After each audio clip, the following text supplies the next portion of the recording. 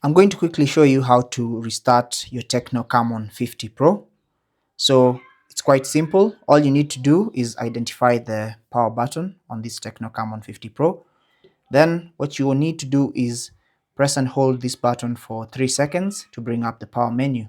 So 1 to go, press and hold, ignore error, and then you should see the power off menu.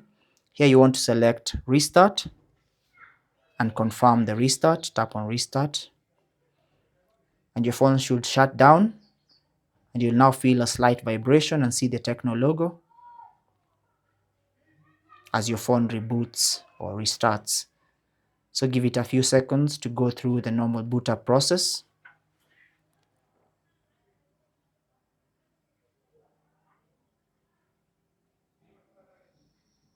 Any minute now.